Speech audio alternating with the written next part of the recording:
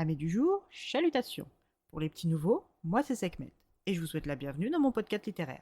Dans mon émission, je vais tenter 3 fois par semaine de vous donner envie de découvrir des livres de tout poil, récents et moins récents. Alors, si ça vous tente, c'est par ici la suite.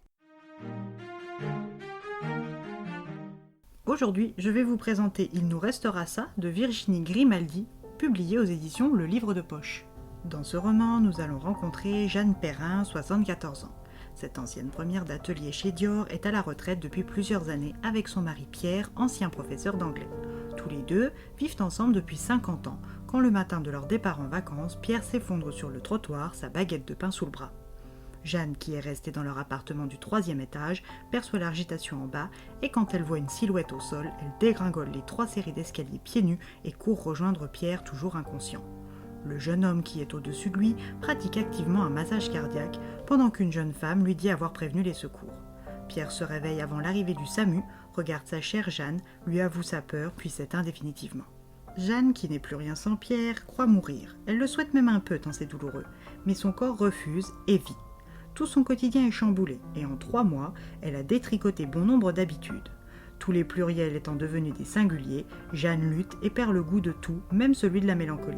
Celle-là même qui avait toujours été présente dans sa vie, la déserte. Elle n'est plus qu'une coquille vide désensibilisée. Pierre était le gestionnaire de leur foyer et aujourd'hui qu'il n'est plus là, elle comprend mieux pourquoi il insistait toujours pour mettre de l'argent de côté. Si elle avait su, elle l'aurait peut-être écouté. Aujourd'hui, elle est dans l'embarras car avec ses maigres revenus, continuer de vivre dans leur appartement F4 du 17e arrondissement de Paris devient de plus en plus dur. À l'époque où ils l'avaient acheté, ils travaillaient tous les deux et pouvaient se le permettre sans privation. À l'âge de la retraite, des premiers coupes sombres avaient été opérés pour pouvoir y rester. C'est pourquoi seule à l'assumer, il lui manque 200 €. Lors de sa visite quotidienne au cimetière, elle explique à Pierre sa situation et lui promet de trouver vite une solution. À son retour à l'appartement, Jeanne demande un petit coup de pouce au gardien Victor pour vider la chambre qui lui servait d'atelier, de couture et dont elle n'aurait jamais pensé se séparer du vivant de Pierre. Le concierge qu'elle a connu enfant lui dit que c'est une bonne idée que de louer sa 2e chambre, car elle se sentira certainement moins seule. Jeanne est encore sceptique quand elle part déposer des annonces dans les commerces de son quartier. Tous connaissent Madame Perrin et pour la plupart savent qu'elle est devenue veuve récemment et acceptent de prendre son affichette, tous sauf Nathalie la boulangère. Quand elle explique à son équipe composée de Philippe le pâtissier et de Théo, son tout nouvel apprenti, la visite de la dame, Théo, qui vit dans sa voiture, du moins vivait dans sa voiture avant qu'elle n'ait été mise en fourrière avec toutes ses affaires, il court pour la rattraper. Jeanne est surprise que son annonce soit déjà sujette à discussion quand une inconnue se mêle à leur conversation et se met également sur les rangs pour obtenir la chambre. Iris Duhain est une jeune femme de 33 ans, auxiliaire de vie. Depuis qu'elle a débarqué à Paris, avec une simple valise verte, elle loue un appartement à la semaine, faute de mieux. Mais son propriétaire la met dehors à la fin de la semaine en cours. Cette chambre est son salut si elle l'obtient. Jeanne leur demande à tous les deux les 3 derniers bulletins de salaire ainsi qu'une recommandation de leur propriétaire actuel. Elle leur donne une affichette à chacun où son numéro de portable figure et à réception des documents leur promet d'étudier leur demande sérieusement. Théo est dégoûté. Pour une fois que la chance semblait frapper à sa porte, il a fallu qu'une jolie inconnue débarque avec son travail rémunéré à 100% et ses garanties. Lui qui a grandi dans un foyer à cause d'une mère alcoolique et d'un père décédé, est habitué à être déçu par la vie. Il décide d'envoyer un message à la gentille petite mamie, lui avouant que son actuel logeur s'appelle le métro parisien. Iris, de son côté, sait que sa situation est préoccupante, surtout au vu de son état, mais elle regrette de s'être immiscée comme elle l'a fait. Le jeune apprenti avait lui aussi l'air d'être dans une situation urgente. Elle envoie donc un message à Jeanne pour lui dire de prendre le jeune pâtissier plutôt qu'elle. Quelques jours après cette rencontre, Théo Rouvier, 18 ans, emménage officiellement pour 200 € par mois dans la chambre vacante de Jeanne Perrin.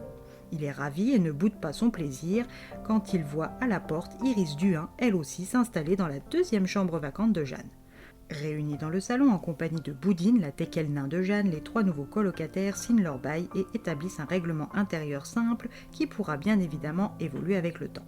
Une fois les règles de bien vivre ensemble établies, chacun repart dans sa chambre s'isoler et se reposer avant de commencer officiellement cette nouvelle vie à 4. Iris, qui est kinésithérapeute de formation, refuse que son nom soit sur l'interphone et reste très discrète sur son ancienne vie à La Rochelle. Que cherche-t-elle à cacher derrière ses vêtements amples et ses réponses évasives ?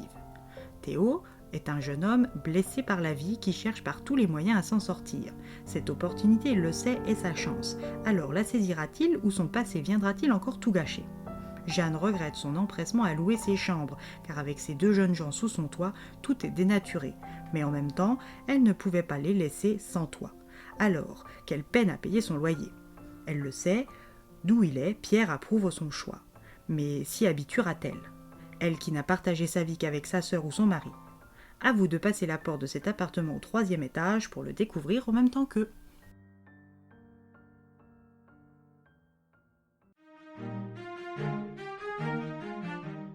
Une jolie histoire toute douce. Bien amenée et pleine de sentiments, cette histoire m'a fait sourire, pouffer et ému presque aux larmes.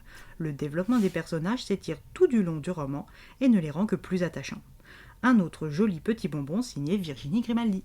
Et bien voilà, j'en ai fini pour aujourd'hui. J'espère que cet épisode vous aura plu et vous aura donné des nouvelles idées de lecture. Si vous souhaitez découvrir d'autres petits bonbons littéraires tout droit sortis de ma bibliothèque, je vous retrouve le mardi 8 juillet prochain pour un nouvel épisode. Et si d'ici là je vous manque de trop, vous connaissez le chemin sur Instagram, @leslecturesdeSekhmet. Sur ce, chalut les amis et à la prochaine.